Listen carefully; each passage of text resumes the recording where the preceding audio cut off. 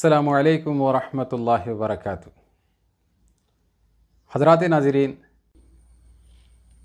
حدیث کی ایک مشہور ترین جو کتاب ہے، جو قرآن پاک کے بعد میں سب سے بڑا اس کا درجہ ہے، جس کو ساری دنیا بخاری شریف کہتی ہے، اس میں ایک باب ہے، باب افشاء السلام من الاسلام۔ سلام کا پھیلانا یہ ایک اسلامی عمل ہے۔ اس کے تحت حضرت رحمۃ اللہ علیہ نے ایک حدیث نقل کی ہے۔ عن عبداللہ ابن عمرو رضی اللہ تعالی عنہ ان رجلا سأل رسول اللہ صلی اللہ علیہ وسلم ای الاسلام افضل قال تطعم الطعام وتقرأ السلام على من عرفت ومن لم تعرف او کما قال النبی صلی اللہ علیہ وسلم۔ ایک شخص نے سرکار مدینہ صلی اللہ علیہ وسلم سے آ کر عرض کیا کہ اللہ کے رسول، کون سا اسلام سب سے افضل ہے؟ آپ صلی اللہ علیہ وسلم نے اس موقع کے مناسب دو باتیں جواب میں ارشاد فرمائی ہے۔ ایک ہے لوگوں کو کھانا کھلانا، اور دوسرا جواب تھا جس کو آپ پہچانتے ہوں یا نہیں پہچانتے ہوں، ہر حال میں ہر ایک مسلمان کو سلام کرنا۔ کھانا کھلانا اور سلام کے رواج کو عام کرنا، ان دو باتوں کی سرکار مدینہ صلی اللہ علیہ وسلم نے اس حدیث پاک کے اندر بڑی تاکید کی ہے۔ آج کیا اس حدیث پاک پر ہمارا عمل کس حد تک ہے؟ ایک نظر ہم اپنے اوپر ڈال کر جو دیکھیں، سلام کے معاملے میں ہم تو بہت بخیلی دکھاتے ہیں۔ عام طریقے سے ایسا ہوتا ہے، جس کو ہم پہچانتے ہیں اس کو تو ہم سلام کرتے ہیں، جس کو نہیں پہچانتے، چاہے وہ ہمارے سامنے سے گزر رہا ہو اور اس کی ظاہری علامتوں سے ہم کو پتہ بھی چلے کہ مسلمان ہے، باوجود اس کے کہ ہم سلام کرنے میں کتراتے ہیں۔ آئیے سرکار مدینہ صلی اللہ علیہ وسلم کے اس حدیث پاک کو سننے کے بعد میں ہم اور آپ مل کر عہد کر لیں، آج ہی سے انشاءاللہ ہماری زندگی کے اندر اس عمل کو داخل کر کے آپ صلی اللہ علیہ وسلم کا سچا عاشق بننے کی کوشش کریں۔ اس حدیث کی تشریح کرتے ہوئے دارالعلوم دیوبند کے مائے ناز محدث، ہمارے استاد محترم، ہمارے سروں کے تاج حضرت مفتی سعید احمد صاحب پالنپوری رحمۃ اللہ علیہ فرماتے ہیں، سلام کرنا سنت ہے اور سلام کا جواب دینا واجب ہے، لیکن سلام ایک ایسی سنت ہے کہ اس کا ثواب واجب سے بھی بڑھ کر ہے۔ مشکات شریف کی ایک حدیث ہے، حدیث نمبر 4666، 4666۔ اللہ کے رسول صلی اللہ علیہ وسلم نے ارشاد فرمایا، جو شخص سلام میں پہل کرتا ہے، پہل کرنے سے مراد آگے بڑھ کر دوسرے کے سلام کرنے سے پہلے خود سلام کرتا ہے، اللہ تبارک و تعالیٰ اسے تکبر سے پاک کرتے ہیں۔ تکبر ایک گھناؤنی اندرونی جو حرکت ہے، اس کو آسانی کے ساتھ میں ہم اور آپ نکال نہیں سکتے۔ ہر آدمی چاہتا ہے کہ میرے اندر یہ خرابی ہے، اس سے میں اپنے آپ کو کیسے دور رکھوں۔ قربان جاؤں، سرکار مدینہ صلی اللہ علیہ وسلم نے کتنا آسان اور سہل علاج ہمیں اور آپ کو بتایا کہ جس کو ہم پہچانتے ہوں نہ پہچانتے ہوں، آگے بڑھ کر خود سلام کریں۔ اور اسی حدیث کی کتاب مشکات شریف کی اور ایک حدیث ہے، حدیث نمبر 4646، کہ سرکار مدینہ صلی اللہ علیہ وسلم نے ارشاد فرمایا، جو سلام میں پہل کرتا ہے، اللہ تبارک و تعالیٰ اس سے قریب ہوتے ہیں۔ سبحان اللہ، کیسی بڑی نعمت ہے۔ آئیے آج ہی ہم اپنے دل کے اندر پختہ عزم کر لیں کہ سلام کے اندر پہل کریں گے، آگے بڑھ کر دوسرے کو السلام علیکم ورحمۃ اللہ وبرکاتہ کہیں گے۔ حضرت عمار رضی اللہ تعالیٰ عنہ ایک مشہور صحابی ہیں، یہ فرماتے ہیں جس شخص نے اپنے اندر 3 باتیں جمع کر لیں اس نے ایمان کو سمیٹ لیا، ایمان کو اپنے اندر سمیٹ لیا۔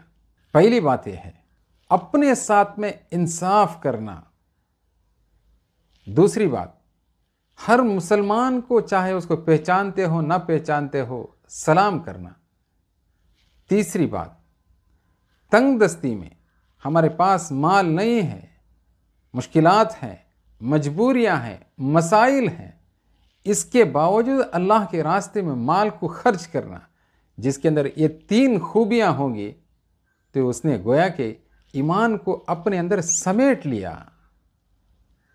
جمع کر لیا۔ سب سے پہلی بات حضرت عمار رضی اللہ تعالیٰ عنہ نے اس روایت میں یہ ارشاد فرمائے کہ اپنے ساتھ میں انصاف کرنا۔ اب لوگوں کے ذہن میں ایک سوال پیدا ہوتا ہے، عام طریقے سے دوسروں کے ساتھ میں انصاف کرنا، دوسروں کے معاملات میں کچھ کمی بیشیاں ہوں تو اس کو درست کرنے کی کوشش کرنا، یہ تو ہم سنتے ہیں، لیکن اپنے ساتھ میں، میرے ساتھ میں انصاف، آئیے اس کو ایک مثال کے ذریعے سمجھتے ہیں۔ حضرت عمر بن عبدالعزیز رحمۃ اللہ علیہ جو ایک مشہور خلیفہ ہیں، ساری دنیا جانتی ہے کہ حضرت رحمۃ اللہ علیہ جیسے ہی خلیفہ مقرر ہوئے اس وقت یہ قبیلہ تھا، قبیلہ بنو امیہ، بہت بڑا خاندان تھا، ان کے بڑے بڑے لوگوں نے حکومت کے مالوں کے اوپر اپنا قبضہ جمایا ہوا تھا، حکومت کا کافی بڑا خزانہ ان لوگوں کے پاس تھا۔ حضرت عمر بن عبدالعزیز رحمۃ اللہ علیہ کو جب پتہ چل گیا، وہ سارے مال کے اوپر قبضہ کیا اور اس کے بعد میں حکومت کے خزانے کے اندر جمع کیا۔ اور آگے سنیے حضرت کے بارے میں کہ حضرت رحمۃ اللہ علیہ جس خاندان سے، جس عورت سے شادی کیے تھے، کہ شادی کے موقع پر ان کو ایک ہار دیا گیا تھا جو کافی قیمتی تھا، تو حضرت رحمۃ اللہ علیہ نے جس طریقے سے بنو امیہ کے قبضہ کیے ہوئے مالوں کو حکومت کے خزانے کے اندر جمع کیا، اپنی بیوی کو بھی حکم دیا کہ تمہارے گلے میں جو ہار ہے اس کو بھی اتار کر دو اور میں اپنے خزانے کے اندر حکومت کے بیت المال میں جمع کرتا ہوں۔ اس کو کہتے ہیں اپنے ساتھ میں انصاف۔ ایک دوسری مثال لیجیے، دارالعلوم دیوبند کے ایشیا کا عظیم الشان دینی درسگاہ دارالعلوم دیوبند، اس کے ایک محتمم تھے حضرت مولانا مرغوب الرحمن صاحب رحمۃ اللہ علیہ، ضلع مظفر نگر میں ایک علاقہ ہے بجنور، وہاں کے رہنے والے تھے۔ حضرت رحمۃ اللہ علیہ کی پیدائش 1914 میں ہوئی اور 8 دسمبر 2010 عیسوی میں حضرت رحمۃ اللہ علیہ دنیا سے رحلت فرما گئے، یعنی آپ کا انتقال ہوا۔ دیکھیے اپنے ساتھ میں حضرت نے کیسا انصاف کیا۔ حضرت رحمۃ اللہ علیہ کے ایک پوتے، یعنی ان کے بیٹے کے بیٹے دارالعلوم دیوبند کے اندر تعلیم حاصل کرنے کے لیے داخلہ لیے ہوئے تھے۔ چونکہ دادا بہت بڑے عہدے پر فائز ہیں، اس لیے پوتے نے سوچا کہ میں تھوڑی بہت غیر حاضری کر لوں گا تو میرے ساتھ میں میرے دادا کچھ رعایت کریں گے۔ لیکن دارالعلوم دیوبند کا اصول ہے کہ اگر اس کی چھٹیوں کی ایک تعداد ہے، اگر اس سے زیادہ ہو گئی تو ایسی صورت میں سالانہ امتحان کے اندر بیٹھنے کا مستحق اس کو قرار نہیں دیتے، یعنی بیٹھنے نہیں دیتے۔ تو اس اصول کے اوپر حضرت رحمۃ اللہ علیہ نے کیسے عمل کیا دیکھیے۔ ان کے پوتے نے پورے سال بھر میں صرف 2% غیر حاضری کی تھی، 2%۔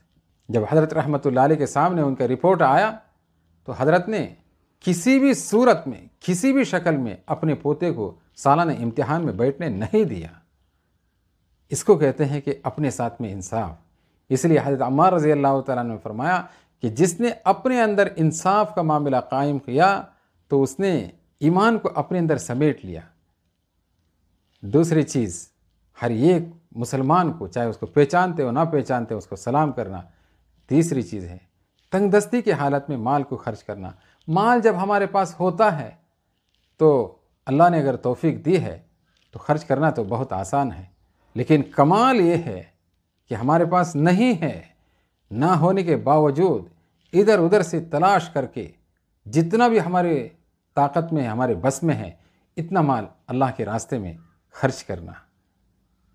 حضرات ناظرین، سرکار مدینہ صلی اللہ علیہ وسلم کے جانثار صحابہ رضوان اللہ تعالیٰ علیہم اجمعین، یہ تو ایک عملی نمونے تھے۔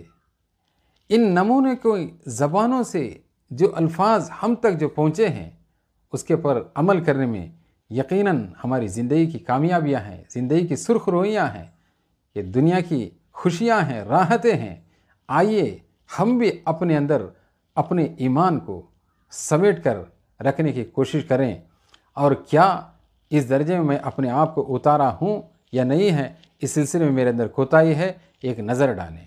اور یہ 3 معاملے کے اندر جو حضرت عمر رضی اللہ تعالیٰ عنہ نے ہمیں اور آپ کو اشارہ کیا ہے، ایک ہے اپنے ساتھ میں انصاف کرنا، ہر ایک مسلمان کو سلام کرنا، اور تنگ دستی کی حالت میں مال کو خرچ کرنا۔